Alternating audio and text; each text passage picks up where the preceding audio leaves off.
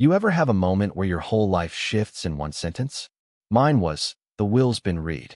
It's all going to Thomas. That was it. Just like that, 30 years of working the land, maintaining the family home, and caring for Dad in his last years meant absolutely nothing. I was standing in the cold, wood-paneled office of my father's lawyer, Rick Matheson. Thomas, my younger brother, sat next to me, legs crossed, hands folded like a smug little executive. He didn't even look at me, just stared ahead, expressionless. Rick didn't blink when he said it, either. Like this was just some routine Tuesday. I remember every detail of that room. The ticking of the old grandfather clock in the corner. The creak of Rick's leather chair. The coffee stain on the edge of the file he pulled the will from. Wait, I said, my voice sounding far away to even myself. That can't be right. Rick flipped through the pages with a lawyer's detachment. Your father signed this in front of me and 2 witnesses. Everything, house, land, savings, was willed to Thomas. It's all here, Ray. I turned to my brother then. Thomas, this is a mistake, right? He finally looked at me, but there wasn't any regret in his eyes. No confusion, no shared disbelief, just a cold smile. No mistake, he said. Dad thought I'd be a better steward of the estate. I nearly laughed. Thomas hadn't set foot on that property in over a decade. He'd moved to Chicago, started some fake-ass executive coaching business, and only visited once a year, if that. Meanwhile, I was here through every hospital trip, every tax season, every busted pipe, every late-night call when Dad's memory started slipping. Dad wouldn't do this, I said quietly. Rick shrugged like it didn't matter what I believed. His signature's here. It's notarized. I saw him sign it myself. And just like that, it was over. I walked out of that office feeling like someone had taken a crowbar to my chest and pried it open. Everything Dad and I built together, gone. Stolen with ink and a lie. I didn't scream. I didn't fight. I didn't go on social media or call a lawyer of my own. Thomas knew I didn't have the money for that. I had my truck, a worn-down rental out by the highway, and a part-time maintenance gig at the local school. That's all. I stayed quiet. I let the storm pass over me.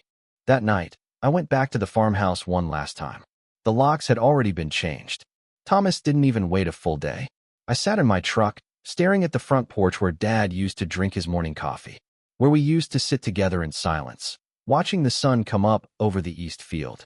The porch light clicked on automatically, like it always had. I didn't cry. I just sat there. My brother, he forged that will. I knew it in my bones. Dad was slipping mentally during his last few months. Not all the time, but enough to confuse names, dates, paperwork. He would have never knowingly disinherited me. Not unless someone put a pen in his hand and told him where to sign. But Rick was Thomas's friend. They played golf together. Went to the same church. I wasn't going to win against that. A week later, I got a letter in the mail. Official looking. Cold. It was from Thomas's new lawyer, some Chicago firm with a shiny name. It gave me 60 days to vacate the property, even though I'd already left. He didn't have to send that letter.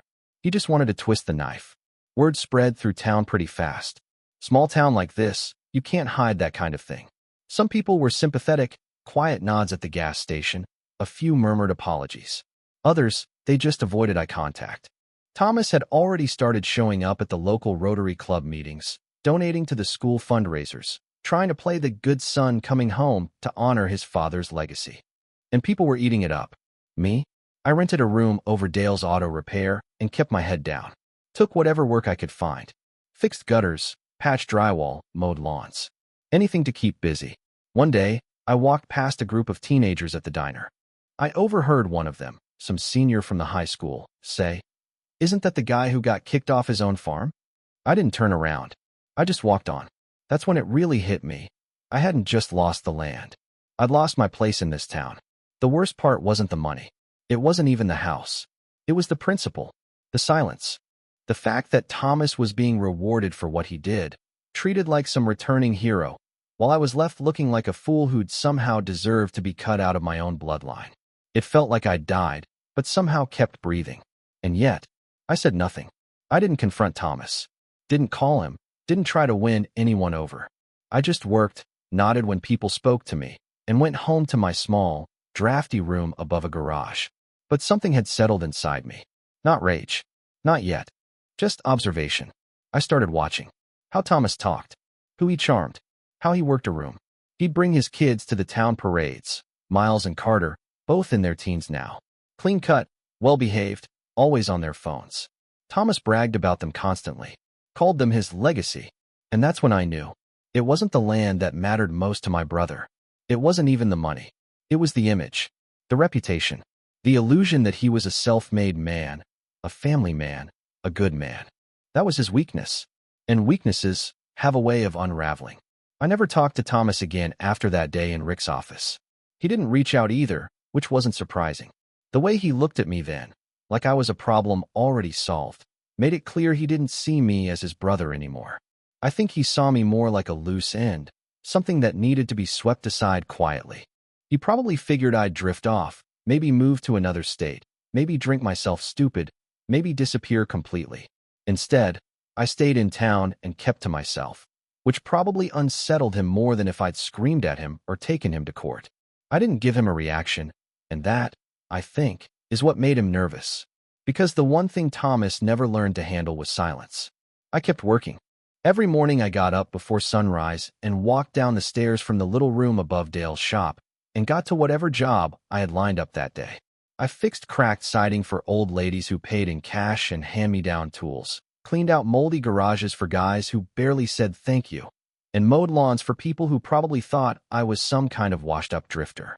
I never corrected anyone. I didn't tell them I'd grown up on that land just west of Route 6, or that my father used to be one of the most respected men in this town. That kind of pride had already been stripped out of me.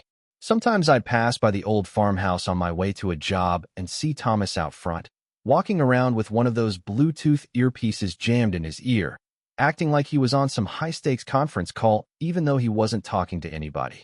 He always made sure people saw him, whether it was coaching the Little League team, showing up at town council meetings to volunteer for committees, or organizing barbecues with local business owners like he'd been a part of this community all along. Most of these people didn't remember that he'd vanished the moment our mom passed away and only came back to take what didn't belong to him. Or maybe they did and just didn't care.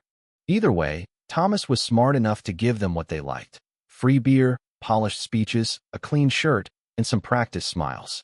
His kids were in high school by then. They were quiet, polite, and stayed out of trouble, which made them easy to like. Thomas talked about them like they were trophies he'd earned through sheer willpower. He never missed a chance to mention their GPA or some award they'd won or how mature they were for their age. He always said stuff like, "I don't just raise kids, I raise future leaders," which people seemed to eat up, though to me it always sounded rehearsed. They called him Coach T around town, which made me sick to hear, but I never said a word. I didn't show up at the same diners he went to. I didn't go to church. I stopped hanging around any place that might make me bump into people who knew both of us. I let them all forget me. I could have left. I thought about it plenty. There were days when I stood at the edge of the property line on Route 6, looking down the gravel road toward the farmhouse, thinking about how easy it would be to disappear, sell my tools, take whatever money I had, head west, and start over somewhere nobody knew my name.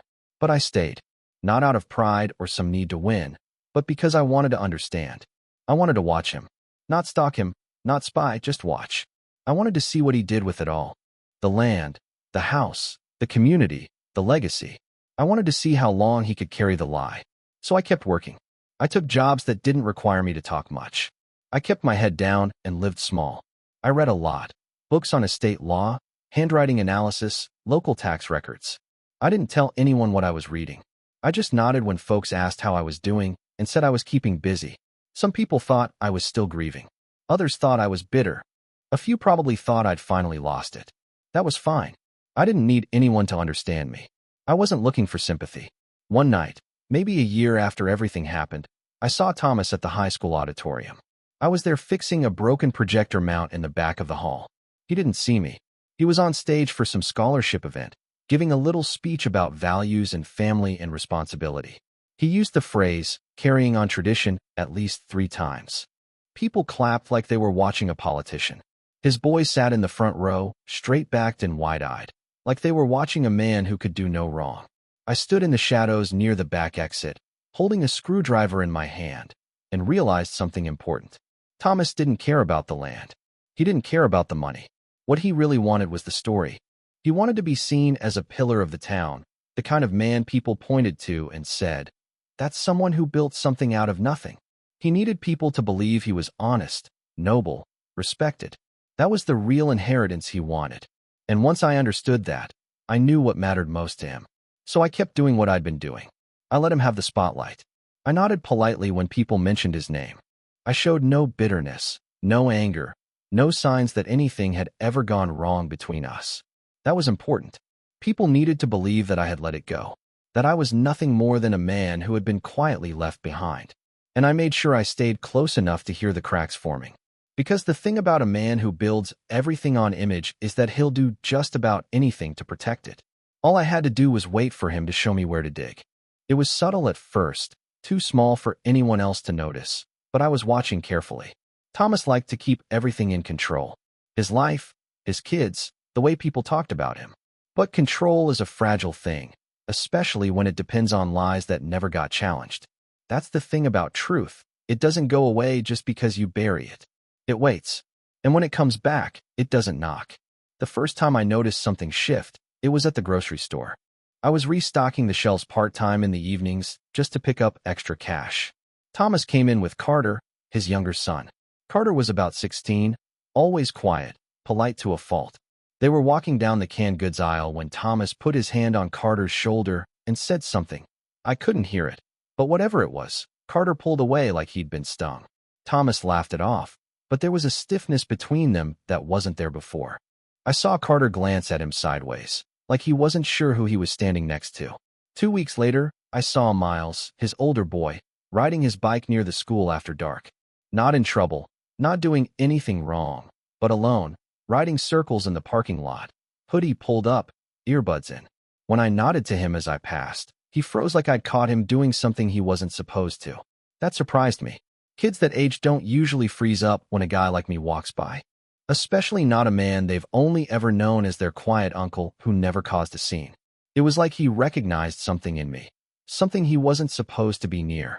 It didn't take long before Thomas's speeches at community events started sounding different too. Not worse, just off. Forced. There was one at the Chamber of Commerce banquet where he thanked everyone for supporting his family's legacy. People clapped, of course, but there was a moment, just a split second, where I saw Rick Matheson in the front row shift uncomfortably in his chair. Rick hadn't looked me in the eye since the will was read, and I hadn't spoken to him once since then. But that night, our eyes met for the first time in over a year. He looked away almost immediately, like he'd been burned. Later that month, Thomas came into Dale's auto, where I still picked up some hours. He needed new brakes on his Lexus. I stayed in the back, wiping down a socket set, not wanting to get dragged into anything, but he saw me and came over. First time he'd spoken to me since the will. "Ray," he said, voice too smooth, like nothing had ever happened between us. "Didn't expect to see you here." I didn't look at him, just nodded. Same. He stood there like he was waiting for something. Maybe for me to ask how things were going. Maybe for me to show some anger. I didn't give him either. "I hope there's no hard feelings about everything," he said. "Dad made his choices.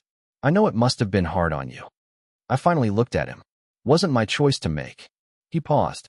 That answer seemed to bother him more than any insult would have. He gave a tight smile and walked off. As he left, I caught Dale watching me from across the garage, his arms crossed. "You good?" he asked after Thomas left. "Yeah," I said. "Just catching up." Dale didn't say anything, but he didn't look convinced. A few days later, someone spray-painted a message on the wall outside Thomas's house. It wasn't threatening, just the word liar in red paint.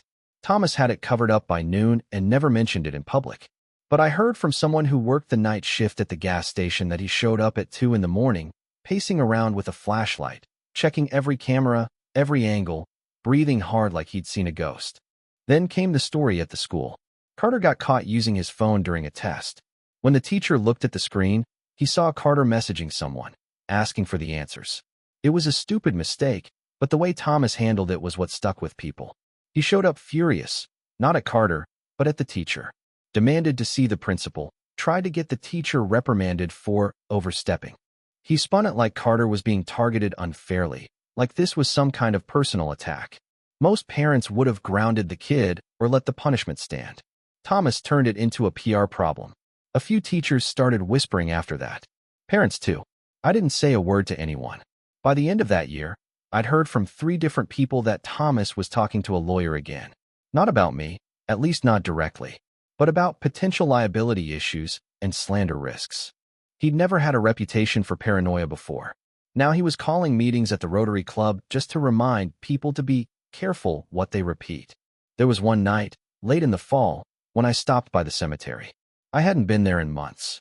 Dad's headstone was simple, just like he'd wanted. As I stood there, I heard a voice behind me. Did he really write you out? It was Miles. He'd come alone, hands shoved in his jacket, eyes flicking between me and the ground. He looked unsure, like he was asking something he wasn't supposed to.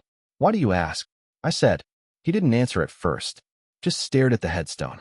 I found a letter, he said finally, in one of Dad's old boxes. It was from Grandpa, dated a year before he died. What did it say? Miles looked down, then shook his head. Doesn't matter. I let him sit with that. I didn't press. He stood there for another minute, then walked off without saying goodbye. The cracks were spreading now, not just in Thomas's public image, but inside his own house. And still, I said nothing. I didn't gloat, didn't confront, didn't even hint. I just kept working, nodding, letting things fall where they may. Truth was, they hadn't seen anything yet. By the start of the next summer, Thomas was no longer the man people described with confidence. His name didn't come up as often in town meetings, and when it did, there was usually a pause after it, like people were waiting to see how others reacted before they said anything else. It didn't happen all at once, and it didn't come with fireworks. It was slow, awkward, and strangely quiet, the way a stain spreads on a shirt before you realize it's there. The first real shift came from the school board, of all places. Thomas had been lobbying to get on it for nearly a year, and it was supposed to be a sure thing. Everyone expected it. He donated, made speeches, kissed the right hands. But when the vote happened, he didn't get it. No explanation, no scandal, just a flat no. He still showed up to the next meeting, sitting near the front in that overly confident way he always had. But people didn't come up to greet him the way they used to. No one asked for his opinion on anything. They let him sit there while the meeting moved past him, like he wasn't part of it anymore. Then there was the church fundraiser in July. Thomas had always been proud of organizing the raffle, like it was his signature community move. He'd bring in donations from businesses out of town, made sure his name was on every flyer, and always handed out the prizes with a microphone in one hand. This year, though, something went wrong. The big ticket prize, an expensive tool set donated by a construction supplier, was never delivered. People started asking questions, and when they couldn't get a straight answer, they went looking. It turned out the supplier had backed out months earlier and sent an email canceling the donation. The problem was, Thomas had never told anyone. He had quietly replaced it with a cheaper knockoff from a discount store and pocketed the difference. Nothing criminal, not technically, but when that detail leaked out, people started wondering what else he'd been smoothing over behind the scenes. The church didn't accuse him publicly, but they didn't ask him to help the following year. That said more than any headline would have. Rick Matheson, the lawyer who'd read the will, resigned from his firm a few weeks later.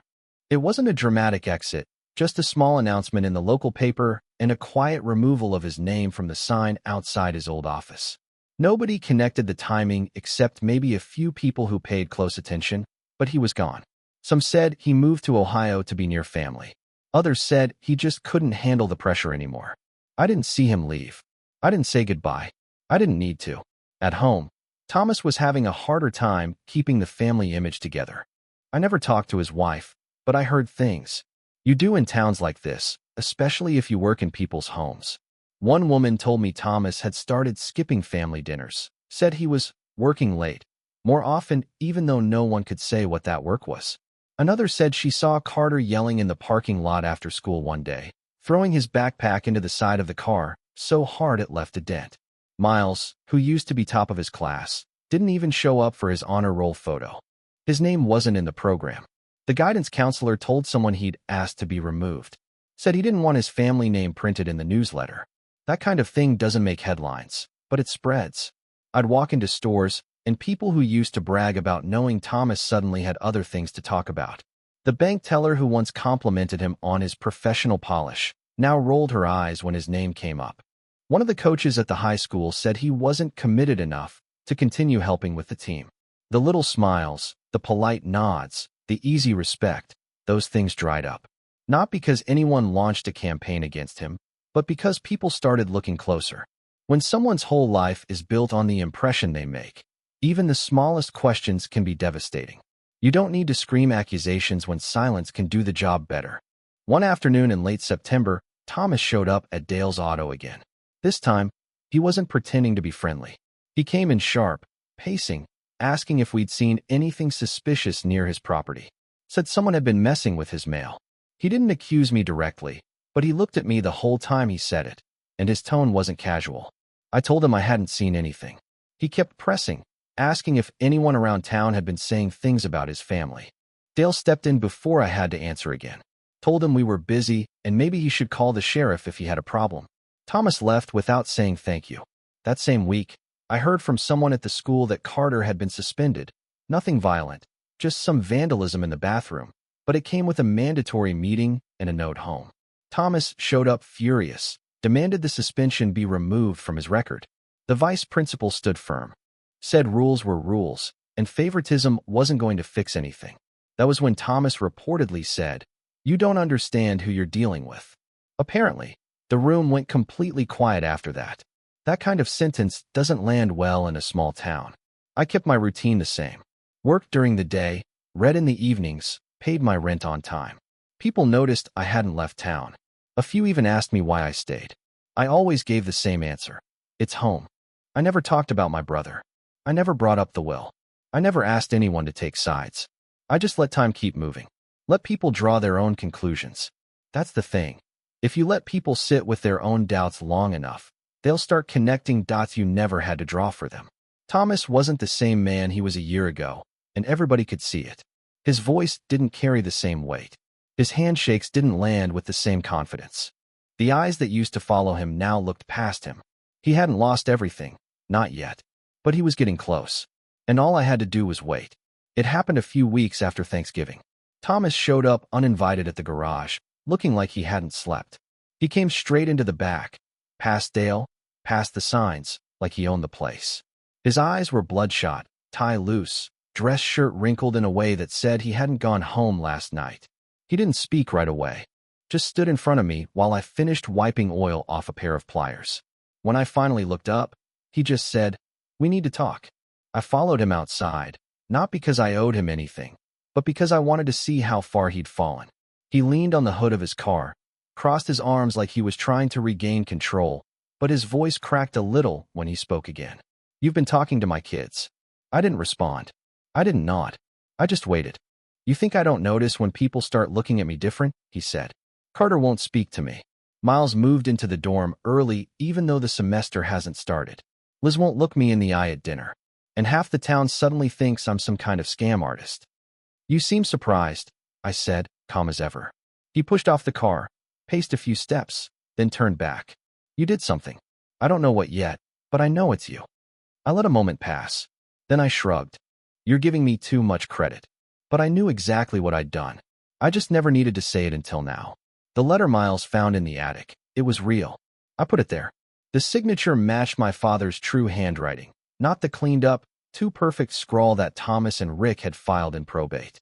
The content wasn't dramatic, just a quiet acknowledgement of everything we'd built together on that land and a statement of intent to leave the estate to me. It was a draft version of the will, dated before Rick got involved, before Thomas came back into the picture. I never forged it. I found it buried in a box of tax papers in the attic after Dad passed. I held on to it for over a year, waiting for the right time to let someone find it. I didn't give it to a lawyer or bring it to court. I just made sure Miles stumbled across it in a place he'd believe was untouched. I also knew that Thomas's kids had always been told a story, that their dad was the one who stayed close to Grandpa when he was sick, that he was the one who handled the estate responsibly, that I was the bitter older brother who drifted off. I never challenged that version out loud.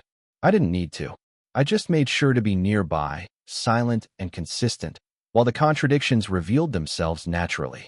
The rest of it was simple. I requested a copy of the notarized will through the county records office, something any citizen can do.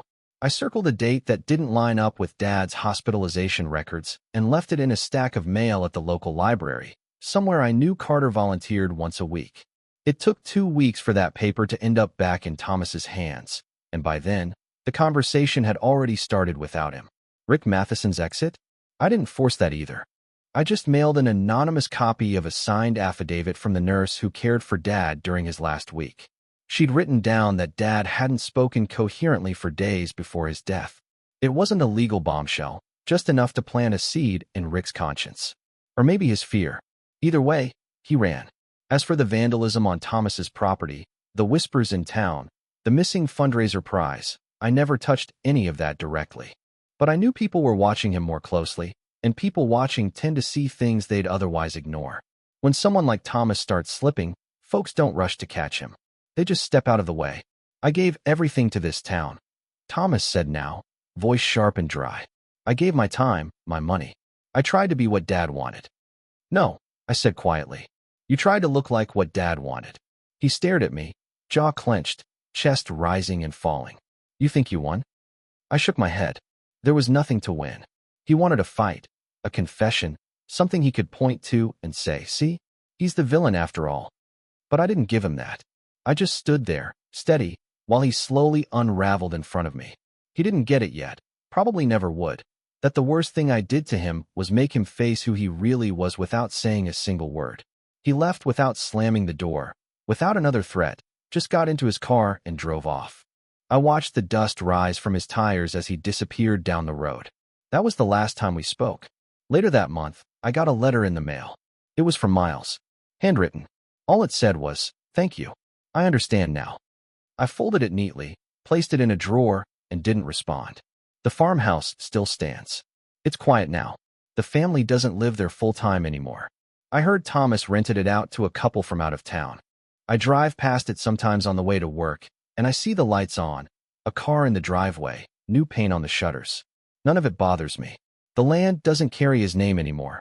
Not really. He took everything he thought mattered. I let him. And when he tried to stand on it, the ground gave way. I didn't get the house back. I didn't need to. I took the only thing he actually valued. And I did it without ever raising my voice.